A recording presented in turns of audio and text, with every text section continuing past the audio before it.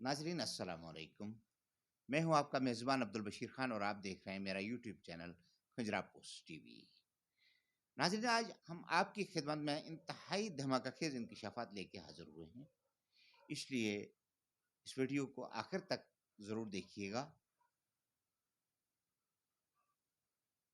हमारे चैनल को जनाब आपने पहले सब्सक्राइब किया है और जो आइंदा करेंगे उनका पेशी शुक्रिया।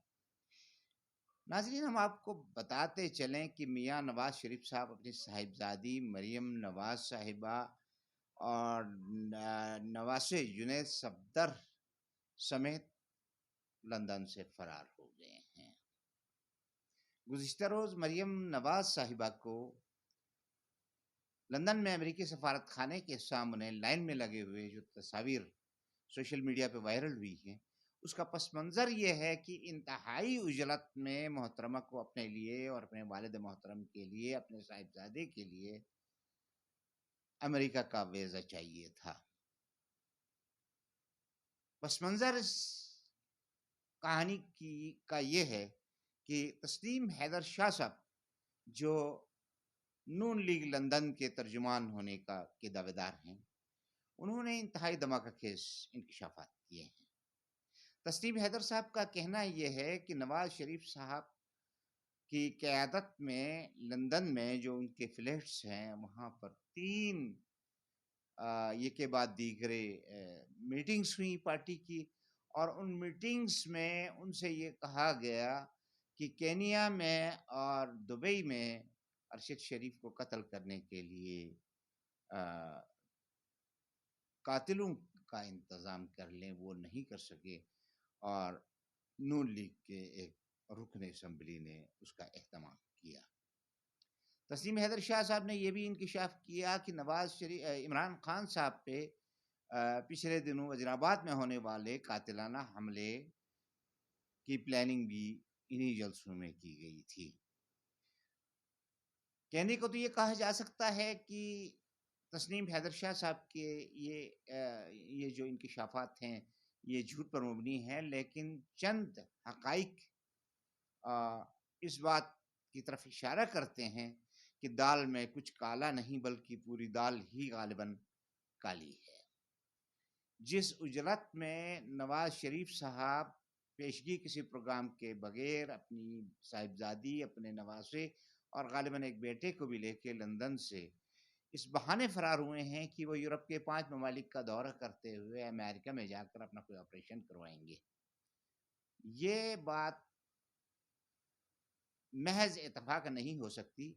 इसे अहले नज़र और बावसूख ज़राए तस्लीम हैदर की प्रेस कॉन्फ्रेंस से जोड़ते हैं। उनका कहना यह है कि इसहाक डार साहब और मरियम नवाज साहिबा के खिलाफ पहले ही लंदन में तहरीक इंसाफ ने मुकदमा दायर कर रखा है। अब अगर मजीद इंक्वायरी, जैसे कि इन मीटिंग्स के लंदन में होने का इंकशाफ है, तो यकीनी तौर पे लंदन की पुलिस इन मामलात में इन्वेस्टिगेशन करेगी, और अगर कोई क्लू इस तरह का मिलता है तो उस सूरत में मरियम साहिबा, नवाज शरीफ साहब, इनकी गिरफ्तारी के यकीनी इम्कानात थे। इसलिए इस गिरफ्तारी से बचने के लिए इमरजेंसी बेसिस पे नवाज शरीफ साहब और उनकी साहिबजादी मुबैना तौर पे लंदन से फरार हो गए। ज़ाहिरी तौर पे लोगों को इत्मीनान दिलाने के लिए कि हम घूमने जा रहे हैं, उन्होंने अपने शेड्यूल में 5 यूरोपीय ममालिक का दौरा करना, वहाँ घूमना-फिरना, सैर-सपाटा करना, और उसके बाद लंदन में अमेरिका में जाके ऑपरेशन कराने का इंदिया दिया है। सवाल ये है कि एक ऐसे मौके पे जब पूरा मुल्क पाकिस्तान एक बहरान की सी कैफियत से दो-चार है, चीफ ऑफ स्टाफ के इंतखाब का मसला दरपेश है, उसके साथ-साथ इमरान खान साहब का लॉन्ग मार्च है। एक ऐसी फ़ज़ा में जहाँ एक सेनेटर को पीटीआई के चीफ एडमिनिस्ट्रेटर को और कई सहाफ़ियों को नंगा करके पीटा गया, मारा गया। अरशद शरीफ शहीद पर ये के बाद दीगरे दर्जन से ज़्यादा एफआईआर दर्ज करके उन्हें मुल्क से फ़रार होने पर मजबूर किया गया। फिर दुबई के हुक्मरानों पे दबाव डाल के वहाँ से निकलवाया गया और केनिया में कत्ल करवा दिया गया।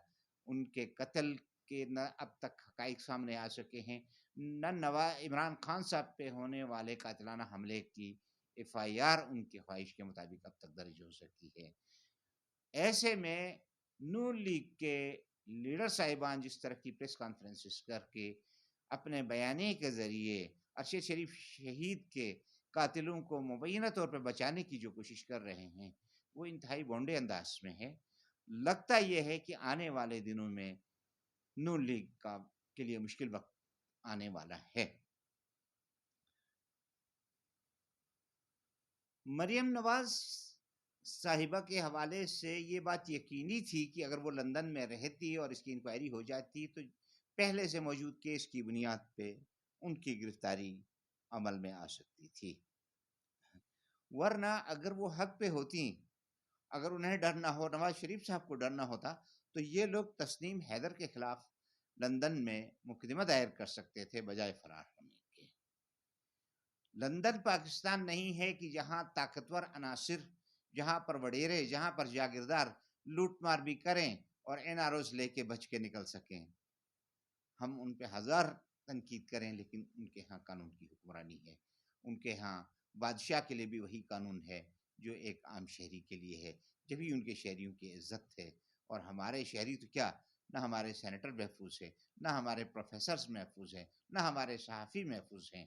ایک مافیا کا قبضہ ہے جن پہ اربوں خربوں کے کرپشن اور فراڈ کے کیسز ہیں، اور ان فراڈ کے کیسز میں وہ NRO بھی لیتے ہیں، انہیں معافی بھی ملتی ہے، وہ جیلوں سے نکل کے پھر باہر سے سپاٹے کے لیے بھی چلے جاتے ہیں، کوئی بیماری کے بہانے نکلتا ہے تو کوئی کسی کی تیمارداری کے بہانے نکلتا ہے۔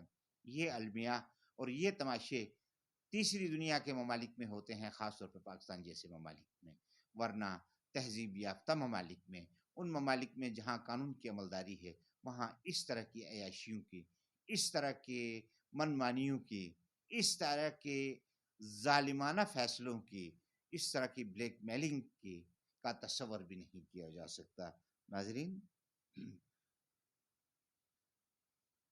کیا نسیم حیدر شاہ صاحب کے نواز شریف صاحب اور نون لیگ پر لگائے گئے الزامات حقائق کے منافی ہیں؟ اگر منافی ہوتے تو نون لیگ اب تک پاکستان میں اور لندن میں ان کے خلاف مقدمات درج کر چکی ہوتی، لیکن اس کے بجائے جس طرح کی افراتفری دیکھنے میں آ رہی ہے نون لیگ کے حلقوں میں، یہ بہت سے سوالات کو جنم دے رہی ہے۔ ایک سوال یہ بھی کیا جا سکتا ہے کہ ایک ایسے موقع پہ جب چیف آف آرمی اسٹاف کے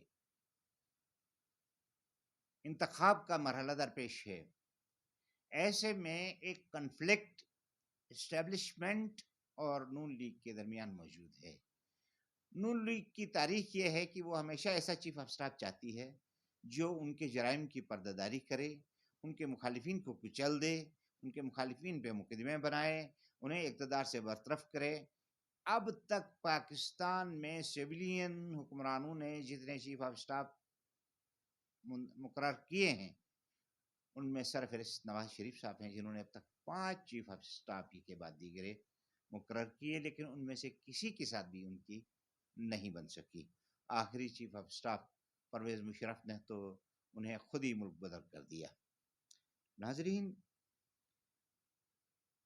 اب جو بیانیے نون لیگ کی قیادت کی طرف سے آ رہے ہیں اس میں ان کے پاس سوائے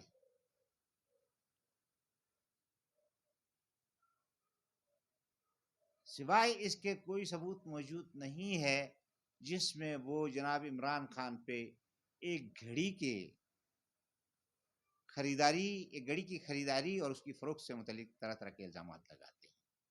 سوال یہ ہے کہ کیا توشہ خانے سے کوئی چیز خریدنے والے عمران خان صاحب پہلے آدمی ہیں؟ اس پہ ہم آپ سے اگلے کسی ویلاگ میں تفصیل سے بات کریں گے، دھماکہ خیز انکشافات کریں گے، بلکہ ہمارا اگلا جو پروگرام ہوگا وہ اسی موضوع پہ ہوگا کہ ضیاء الحق صاحب سے لے کر اب تک کون کون سے حکمرانوں نے کتنے تحفے توشہ خانے سے لیے، کون کون سے تحفے لیے اور کتنی قیمت میں لیے۔ سردست ہم آپ کو یہ بتا دیں کہ توشہ خانے کے حوالے سے نواز شریف صاحب کے دور میں ہونے والی قانون سازی کے تحت توشہ خانے سے ہونے والی خریداریوں کو اوپن کرنا جرم قرار دیا گیا ہے۔ توشہ خانہ وہ جگہ ہے جہاں دنیا بھر سے ملنے والے قیمتی تحائف ہوتے ہیں۔ جب پاکستان کا کوئی ڈیلیگیشن باہر جاتا ہے، ہائی لیول کا کوئی ڈیلیگیشن، تو اسے جو تحائف ملتے ہیں قانونی طور پہ انہیں پاکستان کے توشہ خانے میں جمع کرانا ہوتا ہے۔ یہ الگ بات ہے کہ کچھ لوگ مرسیڈیز بینز جیسی گاڑیاں بھی توشہ خانے میں ریکارڈ کرائے بغیر پتلی گلی سے لے کے نکل گئے، ان سے کسی نے نہیں پوچھا۔ لیکن جس کے بارے میں کوئی ثبوت نہیں ملا، جس سے فارن اکاؤنٹس کے معاملات، جس سے فارن فنڈنگ کے حوالے سے الزامات لگائے گئے، وہ ثابت نہ ہو سکے، اور درجنوں مقدمات کیے گئے، اپنے بغل بچہ الیکشن کمشنر سے ان کے خلاف نااہلی کا فیصلہ کروایا گیا، اس میں ناکام ہو گئے، قاتلانہ حملہ کروایا، اس میں ناکام ہو گئے۔ اب اس کے بعد ان کے پاس کوئی راستہ تو نہیں رہا تھا۔ پھر اس کے بعد اللہ تعالیٰ کی رسی بھی ہے۔ اللہ تعالیٰ جب اس رسی کو کھینچنے پہ آتا ہے تو کتنا طاقتور اور کتنا پیسے والا شخص کیوں نہ ہو، اسے دنیا میں کہیں پناہ نہیں ملتی۔ ناظرین، نواز شریف صاحب جس سفر پہ نکلے ہیں، اس کی ممکنہ منزل لا محالہ امریکہ میں ہی ہے، اور جب وہ امریکہ میں پناہ گزین ہوتے ہیں تو اس کا یہ مطلب ہوگا واضح طور پہ کہ جناب عمران خان کا یہ جو الزام ہے کہ یہ ایک امپورٹڈ حکومت ہے اور انہیں امریکہ کی آشیرواد حاصل رہی ہے، اس بات کو تقویت پہنچے گی۔ ناظرین، ان تفصیلات کے ساتھ ہم آپ سے آج کے پروگرام سے اجازت چاہیں گے۔ اگلے پروگرام تک کے لیے اپنے میزبان عبدالبشیر خان کو اجازت دیجیے۔ فی امان اللہ، پاکستان پائندہ باد۔ السلام علیکم ورحمۃ اللہ وبرکاتہ۔